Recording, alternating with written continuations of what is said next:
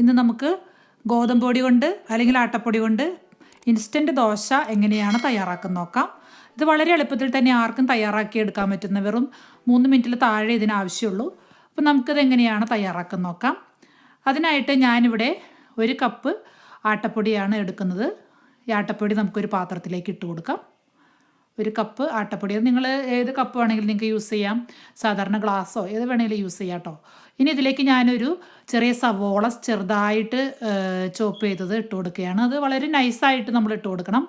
പിന്നെ ഇതിലേക്ക് നമുക്ക് കുറച്ച് വേപ്പില വേണം. അപ്പോൾ ഞാനിവിടെ വേപ്പില ചെറിയ കഷ്ണങ്ങളാക്കി ഇങ്ങനെ നുറുക്കി ചേർക്കുവാണെങ്കിൽ നമുക്ക് ദോശ ഉണ്ടാക്കുമ്പോൾ എളുപ്പമായിരിക്കും. പിന്നെ ഞാനിവിടെ എടുത്തിരിക്കുന്നത് 1 പച്ചമുളകാണ്. അത് നല്ല എരിവുള്ള പച്ചമുളകായതുകൊണ്ട് ഞാൻ ഒരെണ്ണം ചേർത്തത്. നിങ്ങൾക്ക് 2 പച്ചമുളക് വരെ എടുക്കാം. പിന്നെ ഇതിലേക്ക് 1 ടേബിൾ സ്പൂൺ തൈര് വേണം. ഒരു കട്ട തൈരാണ് ഞാൻ എടുത്തിരിക്കുന്നത്. പിന്നെ ഇതിലേക്ക് 1/4 ടീസ്പൂൺ സാമ്പാർ പൊടിയാണ് ചേർത്തത്. പിന്നെ ഇതിലേക്ക് കുറച്ച് കായത്തിൻ്റെ പൊടി, ഒരു 1/4 ടീസ്പൂൺ കായത്തിൻ്റെ പൊടി വേണം. ആവശ്യത്തിനുള്ള ഉപ്പും വേണം. നമുക്കിതെല്ലാം കൂടി ചേർത്തിട്ട് നന്നായിട്ടൊന്ന് മിക്സ് ചെയ്യാം.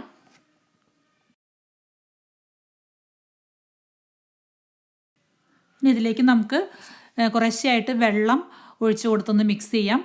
അപ്പോൾ നമുക്ക് ആദ്യം ഒരു 1/4 കപ്പ് വെള്ളം ആദ്യം ഒഴിച്ച് കൊടുക്കാം. എന്നിട്ടൊന്ന് മിക്സ് ചെയ്ത് നോക്കാം. കുറച്ചും കൂടി വെള്ളം നമുക്ക് ഒഴിച്ച് കൊടുക്കാം. കാരണം ഇതിന് വെള്ളത്തിൻ്റെ പ്രത്യേക അളവൊന്നുമില്ല. നമ്മളൊരു ദോശമാവിൻ്റെ ഒരു കൺസിസ്റ്റൻസിയിലാണ് നമ്മളിത് മിക്സ് ചെയ്യുന്നത്. അപ്പോൾ ഇനി ഇതിലേക്ക് ആവശ്യത്തിനുള്ള വെള്ളം ചേർത്ത് നമുക്ക് നന്നായിട്ടൊന്ന് മിക്സ് ചെയ്തെടുക്കാം. ഇത് മിക്സ് ചെയ്തിട്ട് ഉടനെ തന്നെ നമുക്ക് ദോശ ഉണ്ടാക്കാവുന്നതാണ്. ഇതിന് നമ്മളിങ്ങനെ വെയിറ്റ് ചെയ്യേണ്ട ആവശ്യമൊന്നുമില്ല. ഇപ്പോൾ ഞാനിവിടെ ഒരു ദോശയുടെ ഒരു കൺസിസ്റ്റൻസിയിലാണ് നമ്മൾ മാവ് തയ്യാറാക്കിയിരിക്കുന്നത്. ഇനി നമുക്ക് ഗ്യാസ് ഓൺ ചെയ്ത് ഒരു ദോശ ഉണ്ടാക്കാനായിട്ട് ഒരു തവ അടുപ്പത്തേക്ക് വയ്ക്കാം. അതിലേക്ക് അല്പം വെളിച്ചെണ്ണ നമുക്ക് ഒഴിച്ചിട്ടൊന്ന് തൂത്തെടുക്കാം.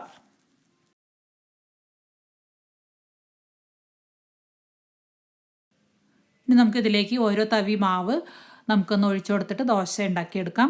അപ്പോൾ അത് ഒഴിക്കുമ്പോൾ നമ്മൾ ഒത്തിരി പരത്തി കഴിഞ്ഞാൽ നമ്മൾ അത് ഒട്ടിപ്പിടിക്കും. അപ്പോൾ അതുകൊണ്ട് ചെറുതായിട്ടൊന്ന് പരത്തി കൊടുത്താൽ മതി. എന്നിട്ട് നമുക്കതൊന്ന് മൂടി വെച്ച് വേവിക്കാം.